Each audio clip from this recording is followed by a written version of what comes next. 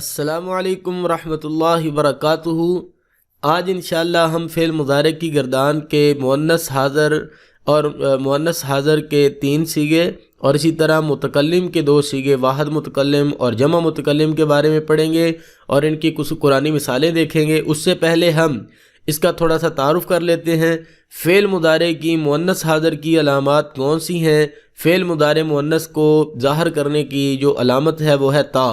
تثنیہ کے لیے کون سی علامت استعمال ہوتی ہے؟ تثنیہ کے لیے فعل کے آخر پر آنی یا عینی لگا دیں تو تثنیہ بن جاتا ہے۔ جمع مؤنث کے لیے کون سی علامت استعمال ہوتی ہے؟ جمع بنانے کے لیے فعل مضارع کے آخر میں نون زبر نہ اور اسے پہلا حرف ساکن کر دیں تو وہ جو ہے جمع مؤنث بن جاتا ہے، اور اون نہ لگا دیں تو وہ جمع مذکر بن جاتا ہے۔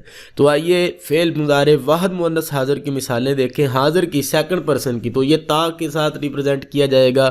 دیکھیں آپ، قالو انہوں نے کہا، یہ حرف استفہام ہے، اس سے سوال پوچھا جاتا ہے۔ اتعجبین کیا تم تعجب کر رہی ہو؟ من امر اللہ اللہ کی رحمت سے۔ من حرف جار، امری مضاف، اللہ مضاف الیہ، مضاف مضاف الیہ مل کر من جار کا مجرور۔ رحمت اللہ یہ آگے پھر مرکب اضافی ہے، اللہ کی رحمت۔ و برکاتہ یہ آگے پھر مرکب اضافی ہے، برکاتہ مضاف، ہو مضاف الیہ، ٹھیک ہے۔ علیکم علی حرف جار، کم مجرور، اہل البیت پھر مرکب اضافی ہے، اہل مضاف اور البیتی مضاف الیہ۔ جو مضاف الیہ ہوتا ہے اس کے نیچے ہمیشہ زیر آتی ہے، رحمت اللہ میں دیکھیں، امر اللہ میں دیکھیں، اور اسی طرح اہل البیت میں دیکھیں۔ برکاتہ بھی مضاف الیہ، لیکن جو اینڈ پہ ضمیر ہے اس کے وہ چینج نہیں ہوتی۔ کچھ ایسے ہیں مواقع جہاں پر وہ چینج ہوتی ہے، لیکن موسٹلی وہ چینج نہیں ہوتی۔ باقی جو عام اسم ہیں ان کے اوپر الف لام داخل ہو جائے اور شروع میں ان کے مضاف آ جائے تو ان کے نیچے زیر لازمی آتی ہے۔ تو ہمارا مقصد یہاں پر یہ آیت لکھنے کا تھا۔ اس میں واحد مؤنث حاضر کی ایک مثال ہے، کون سی؟ تعجبین، تفعلین کے وزن پر۔ تو تعجب کر رہی ہے، یہ نیچے ترجمہ دیکھیں جو سرخ ہے، تو تعجب کر رہی ہے۔ قالو اتعجبین، تو تعجب کر رہی ہے۔ واحد مؤنث حاضر کا ہم نے یہاں پر اس کا ترجمہ کیا۔ فرشتوں نے کہا، قالو فرشتوں نے کہا، کیا تعجبین تو تعجب کر رہی ہے، من امر اللہ اللہ کی قدرت سے، رحمت اللہ اللہ کی رحمت ہو، و برکاتہ اور اس کی برکتیں نازل ہوں تم پر، علیکم تم پر، اہل البیت اے گھر والو۔ فرشتوں نے کہا، کیا تو اللہ کی قدرت سے تعجب کر رہی ہے؟ تم پر اے اس گھر کے لوگوں اللہ کی رحمت اور اس کی برکتیں نازل ہوں۔ والامر اور آگے آپ کو اختیار ہے، والامر الیک اور اگر آگے آپ کو اختیار ہے، الیک کی جہاں پر کی آ جائے تو اس کا ترجمہ خاتون کے لیے کیا جاتا ہے، فیمیل کے لیے کیا جاتا ہے۔ اگر کا ہوگا تو ترجمہ مرد کے لیے ہوگا۔ یہ ضمیر کی علامت ہوتی ہے کہ کی آ جائے، انتی کی، تو اس میں سے ہے یہ۔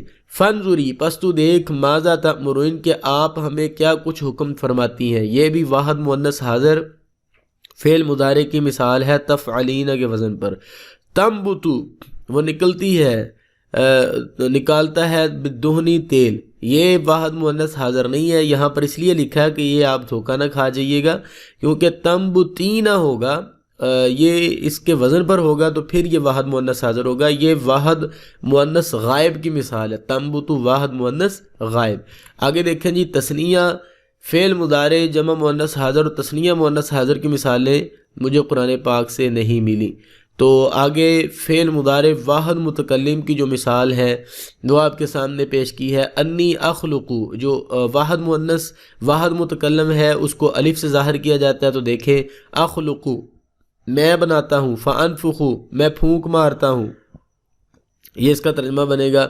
انی بے شک میں، اخلقو میں بناتا ہوں، لکم تمہارے لیے، من الطین مٹی سے۔ کا حرف تشبیہ ہے، تشبیہ دینے کے لیے استعمال ہوتا ہے۔ کہیت الطیری یہ جو ہے مضاف الیہ مرکب اضافی ہے، حیت الطیری پرندے کی شکل۔ فانفخو پس میں اس میں پھونک مارتا ہوں، فیکون پس وہ ہو جاتا ہے، طیرن پرندہ، باذن اللہ اللہ کے حکم سے۔ با حرف جار ہے، اذن مضاف، لفظ اللہ مضاف الیہ، مضاف الیہ مل کر جار کا مجرور۔ میں تمہارے لیے پرندے کی شکل کی طرح کا مٹی کا پرندہ بناتا ہوں، پھر اس میں پھونک مارتا ہوں تو وہ اللہ تعالیٰ کے حکم سے پرندہ بن جاتا ہے۔ انی بے شک میں، اذبحک میں آپ کو ذبح کر رہا ہوں، اس میں اذبح فعل ہے، انا ضمیر فاعل ہے، کا مفعول ہے۔ یہ دیکھیں کتنا خوبصورت قرآن پاک کا حسن ہے کہ فعل، فاعل اور مفعول یہ ایک ہی لفظ میں آ گئے۔ فعل، فاعل اور مفعول ایک ہی لفظ میں آگے، الگ الگ لکھنے کی ضرورت نہیں تھی۔ اذبح، اس میں انا ضمیر فاعل اور فعل، ذبح کرنا کہ میں ذبح کرتا ہوں، کس کو؟ کا، آپ کو۔ فانظر، پس تو دیکھ، ماذا ترا، تیرا کیا خیال ہے۔ بے شک میں تجھے ذبح کر رہا ہوں، پس اس بارے میں تو بتا تیرا کیا خیال ہے۔ یہ اس کا پورا ترجمہ بنے گا۔ لا اعبد، واحد متکلم، میں عبادت کرتا ہوں۔ لا کا جب آ گیا تو اس کا مطلب کریں گے نہیں میں عبادت کرتا، ما تعبدون، جس کی تم عبادت کرتے ہو، جس کی تم عبادت کرتے ہو اس کی میں عبادت نہیں کرتا۔ اعبدو آ گیا تو اس کا ترجمہ میں کریں گے، تعبدون آ گیا تو تم کریں گے، اور اونا کی وجہ سے جمع والا ترجمہ ہوگا۔ آگے چلیں جی، فعل جمع، فعل مضارع جمع متکلم مؤنث اور مذکر کی مثالیں۔ لا نسألک رزقا، ہم نہیں مانگتے تجھ سے روزی۔ نسألک، ہم سوال کرتے ہیں تجھ سے۔ نرزقک، ہم روزی دیتے ہیں آپ کو۔ سو یہاں پر یہ جمع متکلم کے صیغے ہیں نسألو اور نرزقو، تو اس کا ترجمہ ہم کریں گے۔ یہ دیکھیں جس طرح ترجمے میں بھی ظاہر ہے، یہ سرخ ہوا ترجمہ۔ لا نسألو کا جب آ گیا تو اس کا مطلب اس میں نیگیشن ہے، نفی ہے، ہم نہیں مانگتے آپ سے رزقا، روزی۔ نسألو فعل، نحن ضمیر فاعل اور کا مفعول، رزقا بھی مفعول۔ نحنو یہاں پر جو ہے فاعل باہر آ گیا لفظوں کے، نرزقو کا، اور فعل اور کا ضمیر مفعول، تو یہاں پر یہ اس طرح سے یہ سارا بنا۔ انا لننصر رسلنا، ننصر جمع متکلم، فعل مضارع جمع متکلم، ہم مدد کریں گے۔ یہ دیکھیں ترجمہ، ہم مدد کریں گے۔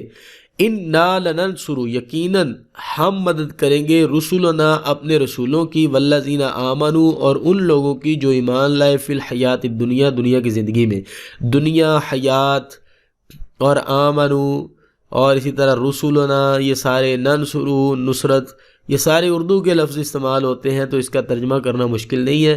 صرف آپ نے یہ الفاظ جو ہوتے ہیں بار بار استعمال ہونے والے، جیسے فی، عن، علی، حتی، الی، ان کا ترجمہ یاد کر لیں تو انشاءاللہ جو ہے وہ آپ کو جملے کا ترجمہ کرنا آ جائے گا۔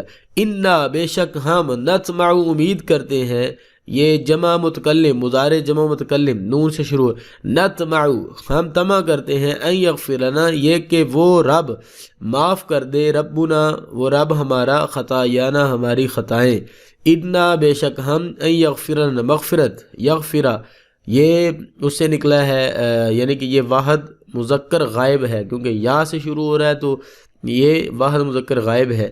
ان یغفر لنا، یہ کہ وہ ہمیں معاف کر دے، ربنا، کون؟ ہمارا رب۔ ربو یہ ہے جی فاعل، اس کے اوپر پیش آ گئی ہے، لہذا یہ فاعل ہے، اور نا ضمیر جو ہے یہ اس کی مضاف ہے، رب مضاف اور مضاف ہے۔ اچھا، یہ تھا جمع متکلم، مضارع جمع متکلم۔ تو ہم نے الحمدللہ یہ 4 سبقوں میں جو مضارع کی گردان کے 14 صیغے ہیں اس کو ہم نے 3 کر کے ہم نے یہ ان کو سیکھا، قرآن پاک سے ان کی مثالیں ڈھونڈی تاکہ ہمیں مضارع کے ہر صیغے کا اچھے طریقے سے پتہ چل جائے اور اس کے ترجمے کا پتہ چل جائے۔ تو انشاءاللہ امید کرتے ہیں آپ کو ہماری یہ سیریز بہت اچھی لگی ہوگی۔ ملتے ہیں انشاءاللہ نیکسٹ ویڈیو میں، ہمارے ساتھ رہیے گا۔ السلام علیکم ورحمۃ اللہ۔